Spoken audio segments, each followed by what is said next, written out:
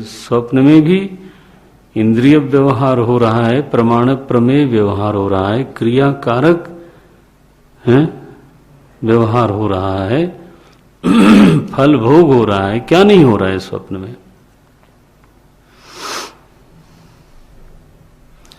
मानो कि स्वप्न में उपदेश भी हो रहा है। होता है, नहीं होता है ऐसा थोड़ा होता है, डिस्कशन होता है। अब आप क्या बोलोगे कि ये हो ही नहीं सकता? अब आपको ये कहना है कि ये हो नहीं सकता, या फिर चूंकि वहां उपदेश व्यवहार हो रहा है इसलिए स्वप्न सत्य है, ऐसा बोलना है? दो ही बात बोल सकते हो आप। या तो आप कहो कि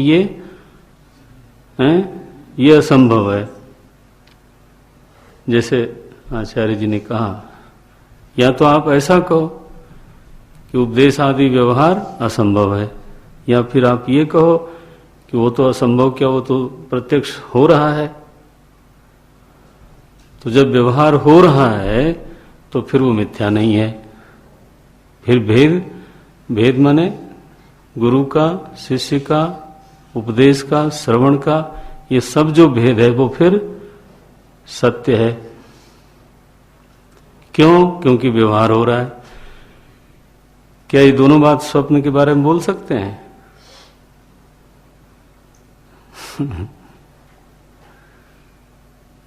व्यवहार होता भी है और मिथ्या भी होता है।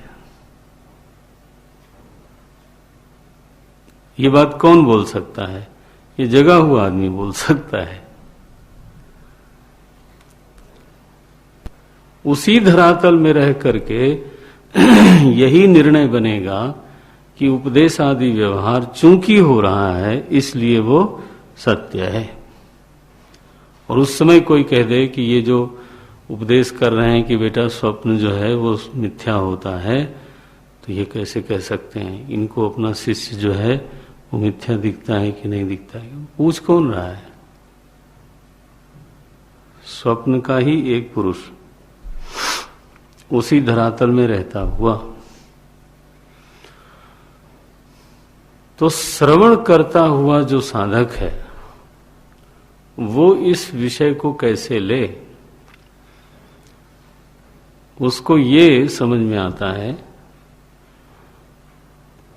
कि जो बात कही जा रही है कि अधिष्ठान बिल्कुल निष्क्रिय, निरवय, निर्व्यवहार है, यह बात उसको समझ में आती है। उसको यह बात श्रुति से, युक्ति से कहीं अधिक प्रबल सत्य के रूप में, अकाट्य सत्य के रूप में बुद्धि में समझ में आता है। अभेद है यह बात समझ में आती है, अद्वैत है यह बात समझ में आती है। किससे आती है? भेद में रह के, द्वैत में रह के, व्यवहार काल में। कौन सा व्यवहार? उपदेश व्यवहार। उपदेश व्यवहार में रह के, तो भेद में रह के, उपदेश आदि व्यवहार में रह करके, हाँ, द्वैत में रह करके समझ में क्या आ रहा है उसको? कि आत्मा अद्वैत है, कि आत्मा में भेद नहीं है, कि आत्मा में किसी प्रकार का व्यवहार नहीं है। किसको ग्रहण करेगा वो? बोले ये कैसे हो रहा है ये मैं नहीं जानता, अनिर्वचनीय रूप से हो रहा है, लेकिन जहां तक मुझे अपने स्वरूप का बोध हो रहा है वो साक्षात अपरोक्ष है और उस विषय में हमें कोई भ्रम नहीं है।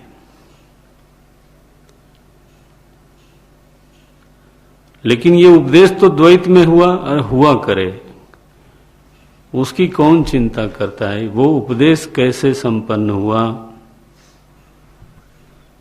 अरे तुमने अपने आप को निरिंद्रिय आत्मा के रूप में पहचाना इंद्रिय से सुन के।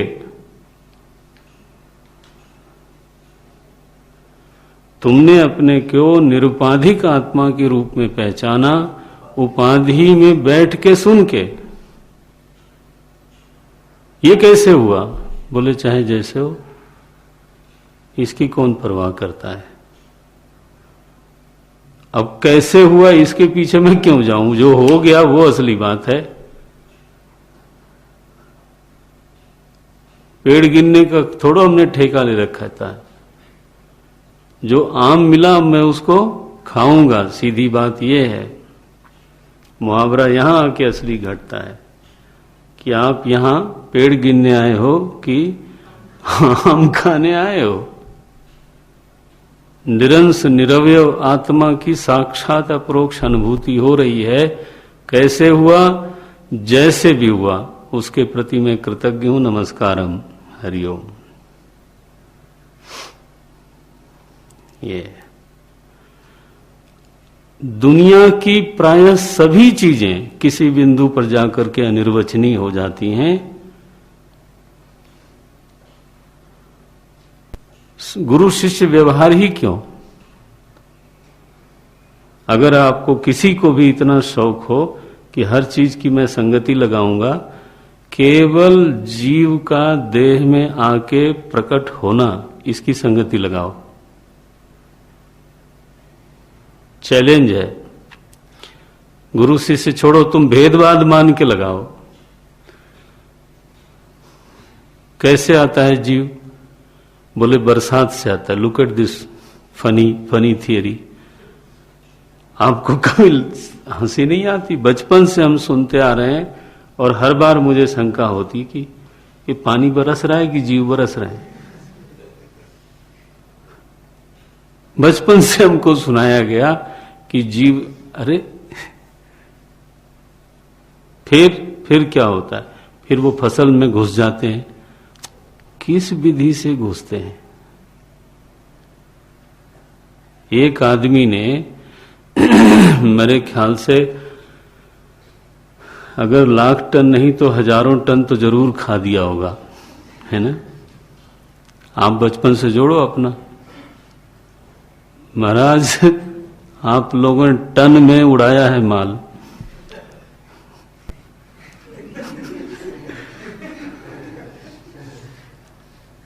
और पूरी दुनिया में सबके साथ यही है। और कोई कितना बच्चा पैदा करता होगा? कैसे व्याख्या करोगे?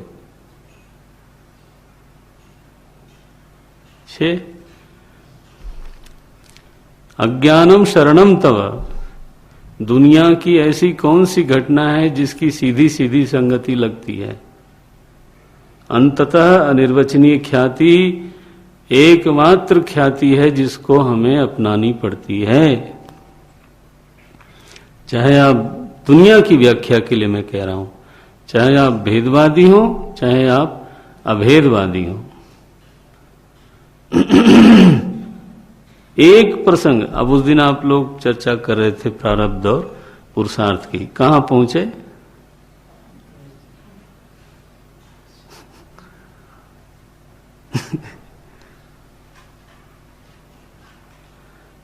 कौन किस क्षेत्र में निर्णय कर सकता है? हां, एक दूरी तक कार्य कारण की संगति लगती है, बस। बाद में गोल गोल ये चक्रिका पत्ती क्वांटम थियरी हो जाती है। फिर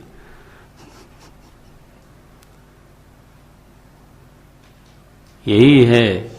इसलिए वेदांत की जो ख्याति है, वेदांत पंचक ख्याति है हमारे दर्शनों में, वेदांत की ख्याति है अनिर्वचनीय ख्याति।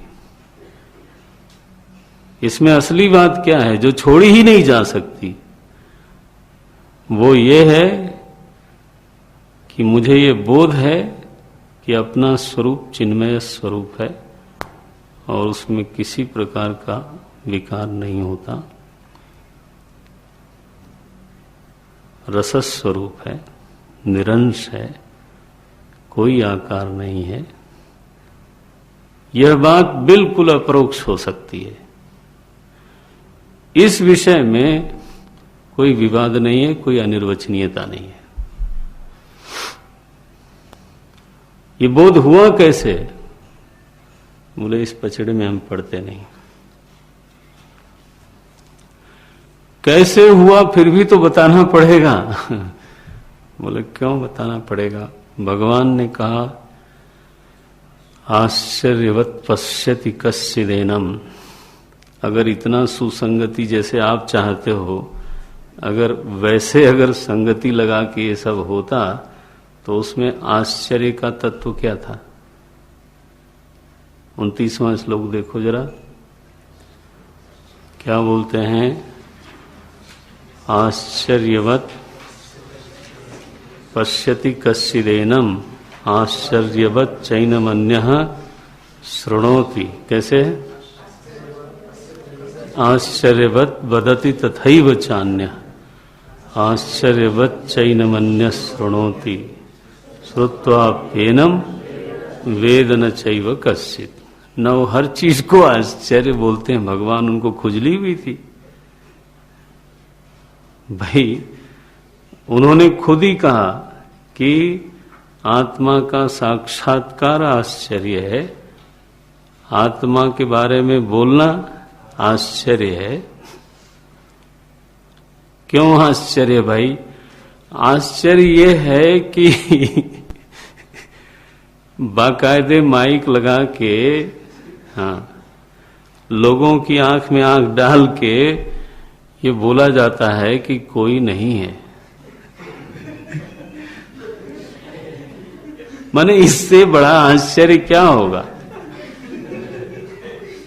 बोले इससे बड़ा आश्चर्य एक दूसरा है, वो ये है कि जो सुनने वाला है वो महाराज 5 किलो का अपना सिर, हाँ ऐसा ही है, वो हिलाता है।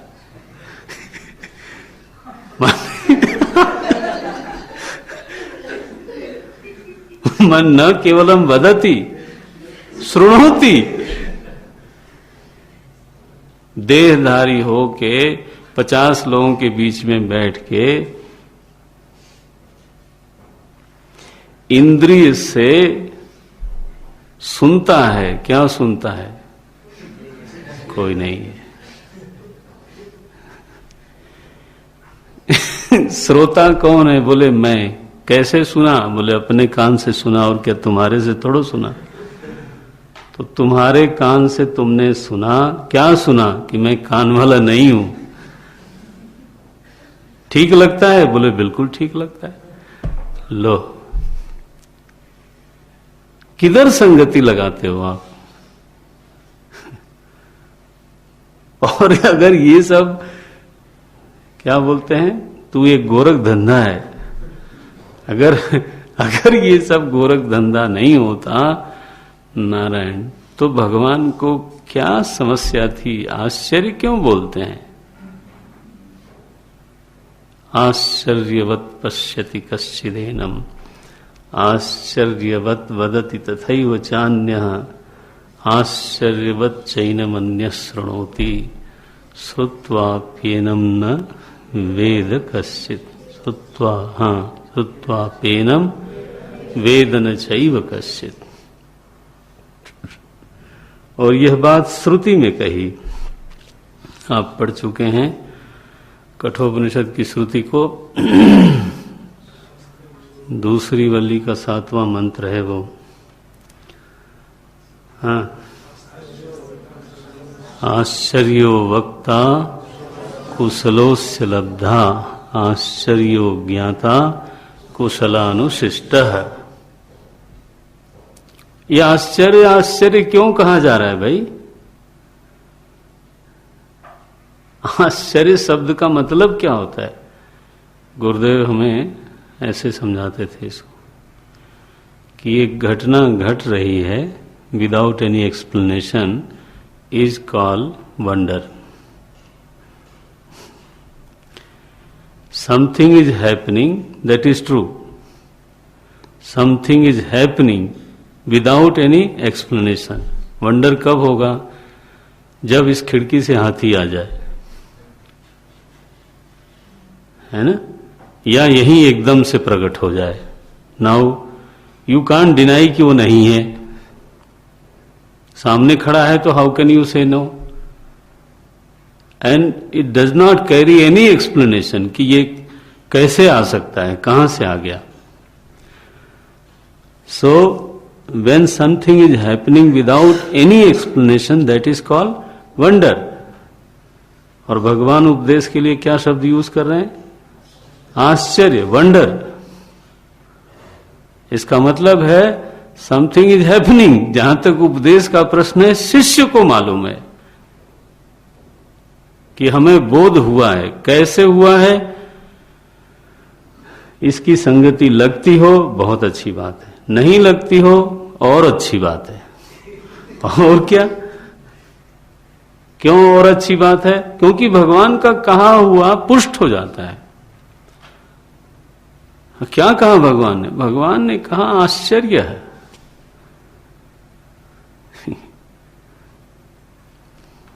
ये गुरु ने क्या उपदेश किया? यद दृश्यम तद जड़म। गुरु दृश्य थे कि नहीं?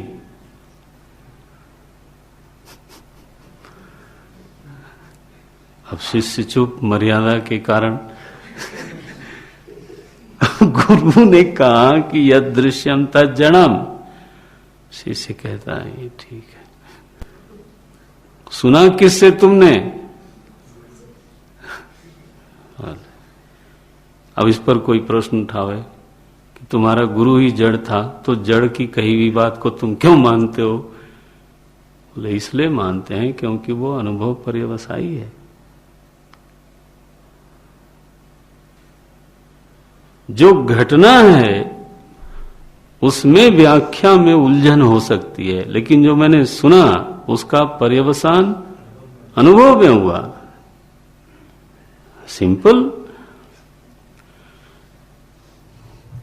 इसलिए तो आश्चर्य कहते हैं। इसलिए निरस्तम, बहुत ज्यादा गंभीर चिंतन दिखाई नहीं देता, और बल्कि मुझे लगता है कि गीता जी की विवक्षा छूट गई वहां पर।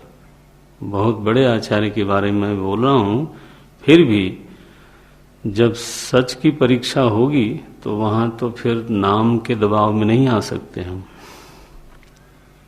किसी के व्यक्तित्व के दबाव में नहीं आ सकते।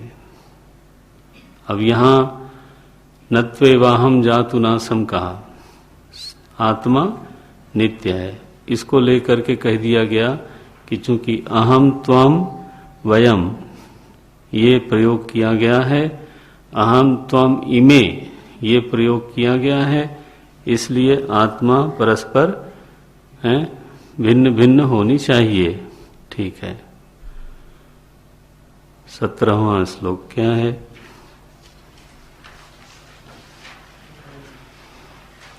अविनाशी तु तद विद्धि ये न। हाँ, अविनाशी उसको कहते हैं, ये सब एक वचन है, ध्यान रखना।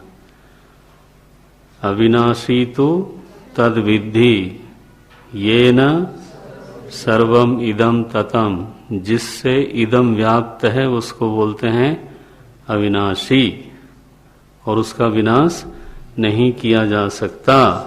अच्छा, माने जो क्षुद्र है वो अविनाशी नहीं हो सकता। और अगला 18वां श्लोक, अंतवंत इमे देहाहा, बहुवचन है, और नित्यस्य उक्ता शरीरिणः ये एक वचन है। ध्यान देना है इस पॉइंट पर। ये सिद्धांतों की बात है। लोग गीता को सिद्धांत दृष्टि से नहीं पढ़ते, श्लोक और पद पढ़ा। क्या सिद्धांत गीता में प्रतिपादित हुआ है, क्या विवक्षा है गीता जी की? वहां तो आत्मा को अनेक सिद्ध कर लिया, और यहां 18वें में आके उसका समर्थन होगा क्या? यहां बहुवचन किसके लिए कहा? देह के लिए, और जो देही है उसको फिर एक वचन में कहते हैं। नित्यस्य उक्ताः शरीरिणः, ये देखो शरीरिणः षष्ठी एक वचन है। शरीरी के देह अनित्य है, शरीरी नित्य है और देह बहुवचन है। देखो देह अंतवंत है, अनित्य है। और फिर देखो अनासिनः अप्रमेयस्य, ये सब एक वचन है देही के लिए, और देह के लिए बहुवचन आया, ध्यान गया आपका। सो पीछे आपके कहे हुए भाष्य का, आपकी कही हुई व्याख्या का पूर्व में समर्थन होना चाहिए, बाद में भी समर्थन होना चाहिए। एक श्लोक में आपने कोई ऐसा अर्थ कर दिया जो शायद वहां पर तो आप निभा ले जाओ, ठीक है, बाद में आपकी ही कही बात का ग्रंथ में ही विरोध हो जाए तो ऐसी व्याख्या, अच्छा जो असावधान श्रोता हैं या ये वक्ता हैं या लिखने वाले हैं, पढ़ने वाले हैं, वो आगे पीछे देखते नहीं, वो वहां श्लोक में संगति लग गई, हो गया काम। आगे उसका ग्रंथ में ही विरोध हो रहा है कि नहीं हो रहा है, इसको देखते नहीं। यदि आत्मा अनेक होती तो यहां क्या लिखना चाहिए था, नित्यानाम उक्तः शरीरिणाम बोलना चाहिए था। तो इस तरह से आप गीता भाष्यों को पढ़िए। एक विद्यार्थी हो आप, जीवन आपने इसके लिए दिया है, अनेक भाष्य पढ़िए, लेकिन केवल इतना ही मैं सलाह दूंगा कि आपकी पूरी सतर्कता होनी चाहिए। रोज टीकाएं निकलती रहती हैं गीता पर, लेकिन जितना मैंने अध्ययन किया है, शांकर भाष्य और उनके अनुवर्ती लोग, अब वो अनुवर्ती की बात छोड़ देते हैं थोड़ी देर के लिए, शांकर भाष्य के हट के जहां आप जाते हो वहां आपसे गलती हुए बिना रह नहीं सकती, आपसे विवक्षा छूटे बिना रह नहीं सकती।